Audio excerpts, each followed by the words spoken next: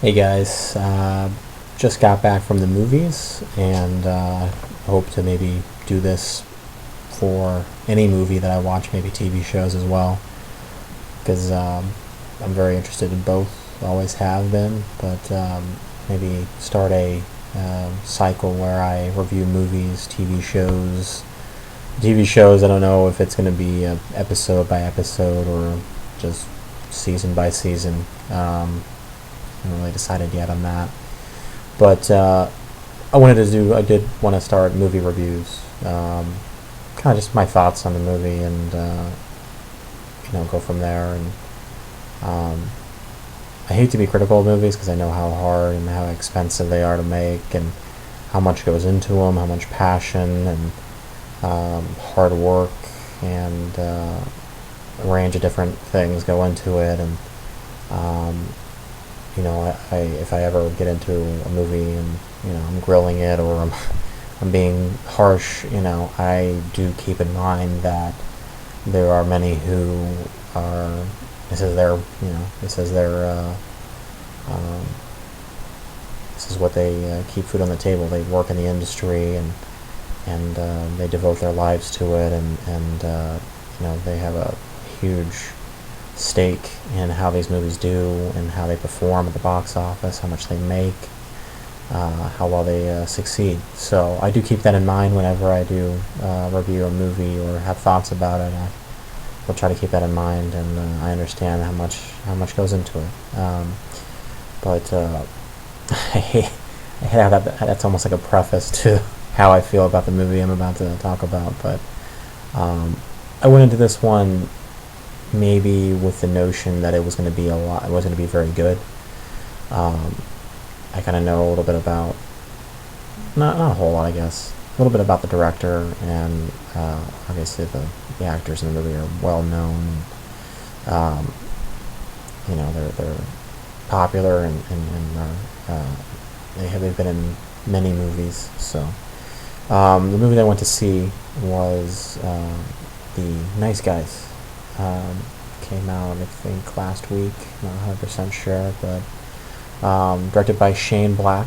If you remember him from directing a series of different, a whole range of different movies. I looked at his filmography, and it's all over the place. But I think maybe you might remember him from Lethal Weapon movies, Lethal Weapon 1 and 2. Um, More of his recent work has been Iron Man 3, which I was surprised at. I actually haven't seen that movie. I've seen the first one, the second one. Haven't seen the third one. I'm kind of slacking on my Marvel movies. I haven't seen the Avengers, either one of them. I haven't seen any of the Captain America movies. I haven't seen Ant-Man. I never got a chance, I think, to see a lot of the newer X-Men movies. I think the last X-Men movie I saw was the X-Men Origins Wolverine movie. But yeah, I got a lot of work to do on that end. But to get back to Nice Guys, Ryan Gosling, Russell Crowe star in the movie. Just those two right off the bat before I saw the movie, I thought that was good chemistry. That was good, a good duo. It was an interesting duo. You got Ryan Gosling, who maybe not like the new kid on the block, but he's younger, like a younger actor, and he's very popular.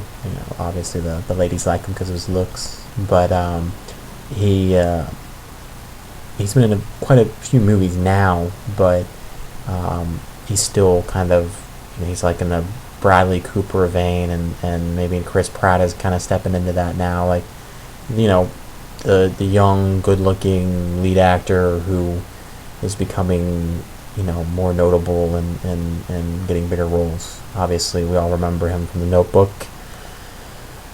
I did have to sit through that, unfortunately, but yeah. But we all know that it's where he took off, and I've seen him in other movies beforehand, before that. But so you have the younger actor, but you have Russell Crowe, who was that a decade ago. We all know Gladiator was his big foray into stardom, but he's been in tons of movies since then. and more epic movies. He was in the Robin Hood movie. He was in Noah. Like in more of these epics, these grand epics. So I thought to come back to a kind of a role like this, more low key, even though the movie's not low key, but a movie that really didn't get a lot of press, a lot of popularity in the media and a lot of advertising. I thought, I saw trailers here and there, but I had to look for this movie. I also do listen to the Doug Loves Movies podcast, which had Shane Black on as a guest, which was interesting. I thought he was a great guest on the show. He really knows a lot about his movies. He's really good with that. And it's amazing how many actors and comedians and actresses, anybody in the business, kind of goes in on that show and doesn't know a whole lot about movies. It's kind of surprising. Some do, or some are very good, but they go on that show and then they don't know anything. And it's like, how do you work in this business and not like get blown away by all the constant attention on you talk to other actresses and actors, you talk to other directors, producers. It's just like all over the place, and I just feel like you'd be a walking encyclopedia of movie knowledge.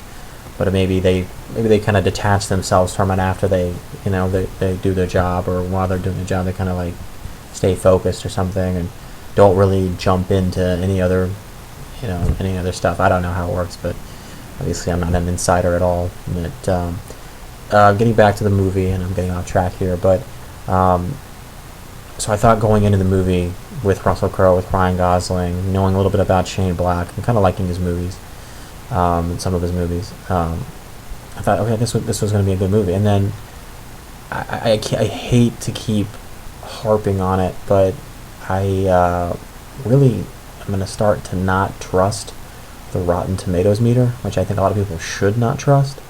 I've had instances where there's movies that have been highly rated, and I feel like this is going to be one of them, where they've been highly rated and they're not any good. It's just not a good movie, and it should be lower, should be much lower.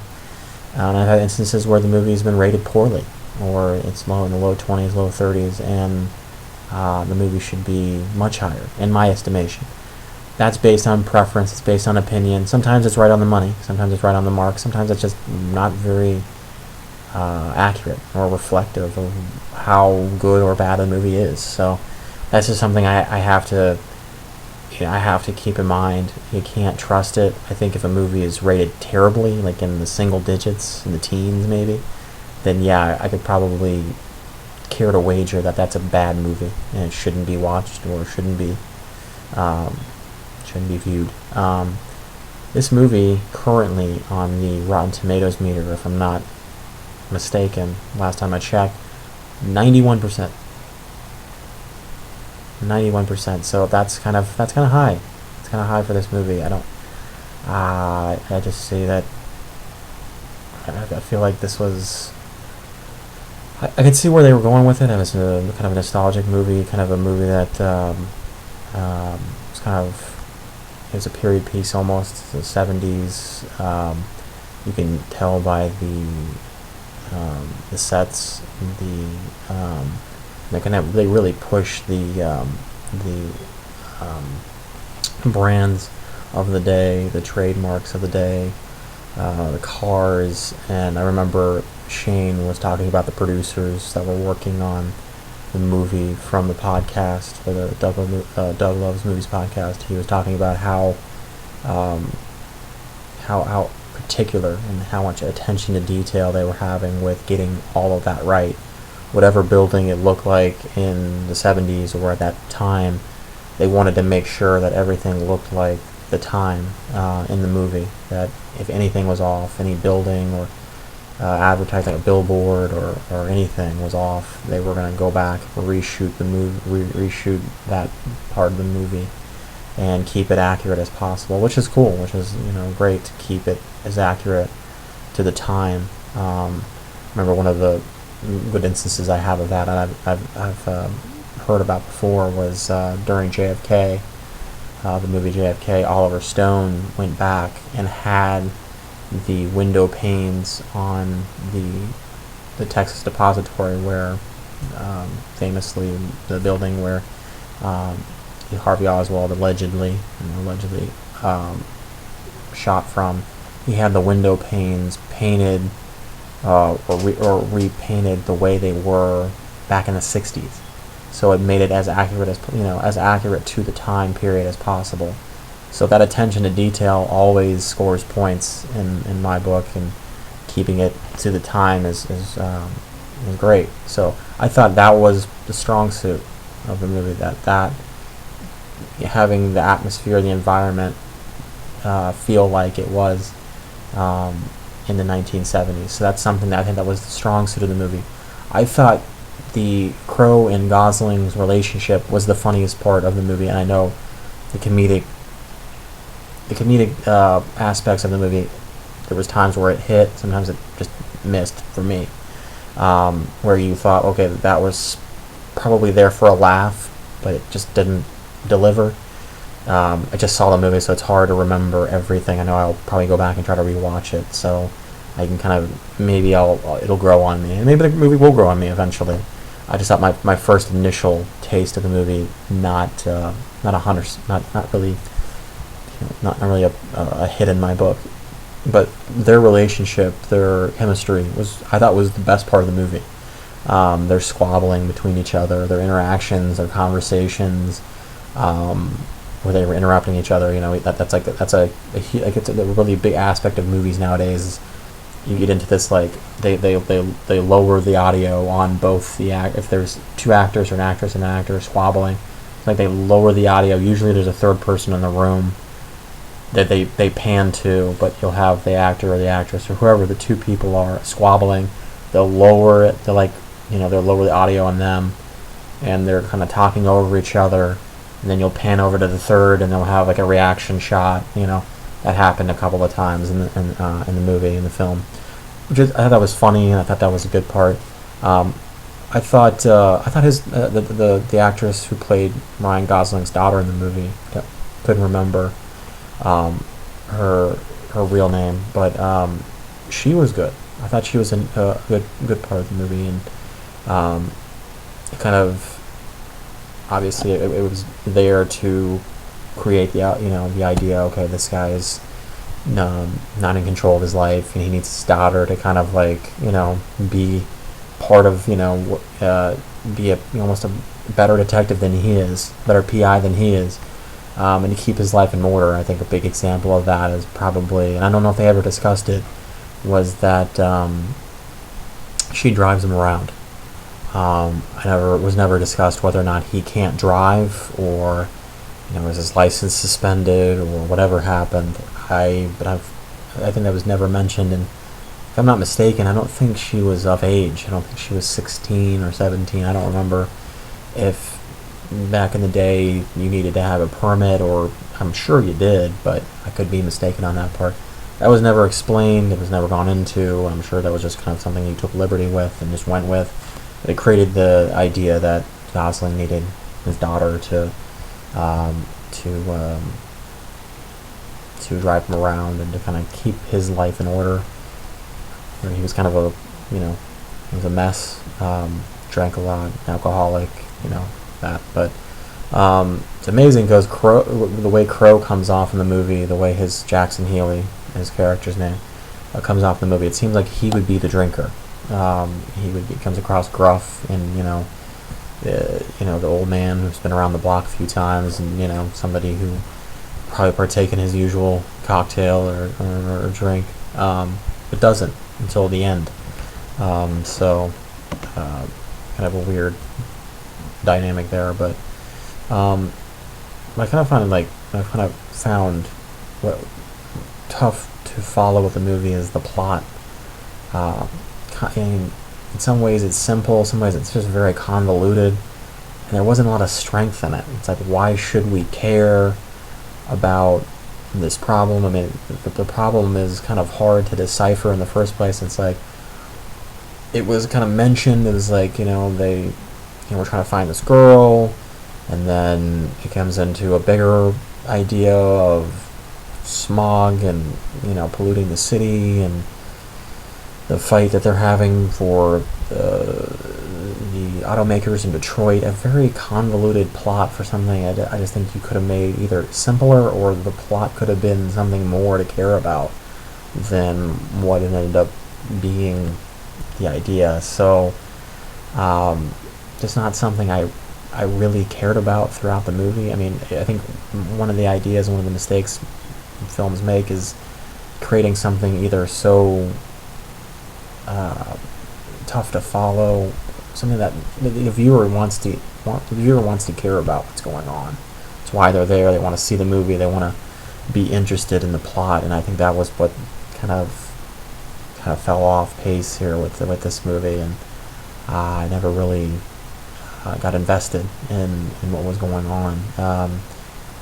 Maybe that's just something I'm being too picky about, something I needed that others are fine to just kind of go and watch the movie, and hey, it's all cool, and there's a couple of laughs, and we're good to go. And I just feel like there could have been more than what was average, more than what was shown. And then some of the off-color remarks, things that kind of got Gosling a couple times, where it just like it felt like there was a laugh. They were going for a laugh, and it just didn't. It just didn't hit, or I can't remember the certain instances and specific situations, but so it felt like they were reaching for something and it wasn't there, or I don't know. And then just the pacing of the movie as well, kind of slow to start out with. It took a while to build up to what was kind of want to happen. And then it kind of it felt like at one instance, I think after the house was shot up by the assassin, John Boy was the assassin's name. They shot up the house. It almost felt like the movie was going to end, and I was like, is there going to be a sequel? I mean, they're leaving that really open, and it felt like it was kind of curtailing off, and then it jumped back in. So it was almost like you had a few moments where you thought, okay, this movie's going to end somehow, and then it went right back in, and there was another 20-25 minutes, and it kind of felt like, I don't know, the pacing wasn't great. So, I don't know, I haven't read the reviews, I just looked at the score on Rotten Tomatoes, so I'd be curious to read what people think. I think people appreciated it. What I did read, or what I did see in passing, was they appreciated the relationship between Gosling and McGraw, and I think that's the one big thing that I did like about the movie. And I did say it would be something that I thought was maybe one of the better parts of it. But I don't know, that the plot, and along with just a number of different things, and then being drawn out in certain instances, and then the dialogue lacking in certain points, where I don't know. And then you had several different villains almost, and it's like Kim Basinger, her role as, I think she was higher up in the Justice Department, or led the Justice Department, she ended up being the ultimate villain, and it was like, you didn't know that was going to be the case. And then, I mean, I know it was revealed finally, and they kind of got an idea about it, that she was, but then it was like never, I don't know, it just wasn't thought out great. Maybe I'm rambling, but I don't know, I don't know where you get the 90, why people think it was that great. I don't know. I'd be more than welcome for comments and kind of reception on what they thought about the film, but I don't know, I didn't think it was a 91. I could see it being in the 60s. I thought it was entertaining. I thought it was something that I would watch again, and maybe try to getting a better idea of the movie, and maybe like I said, it would grow on me. But not a huge fan at this point. Something I would watch again, but not a massive fan of it. maybe in another video I'll go back into deeper length about it if I can remember some of the parts. I just came back a couple hours ago and after watching it, but maybe my expectations were too high for it, and it kind of was not those weren't met. And the trailers for it were great. I thought it was like, well, this is gonna be funny and it's gonna be great, and they have those two are gonna be good together, but didn't live up to the expectations. Did not live up to the expectations. I guess I could give it a review or a grade. I guess like I said, if it was on the tomato meter or the 100% meter, I'd give it like a 65. And it's in the 60s, or like a 6 out of 10. Would be my my grade. Entertaining, but just kind of not great. Not completely well done as much as I was hoping. So that's it. Any comments or questions or any feedback on what you thought about the movie? Maybe I'll have a follow-up where I will talk more about it if I watch it again, or if I remember more about it, and have like a little companion video to this one. But for now, that's all. Thanks a lot. Bye-bye.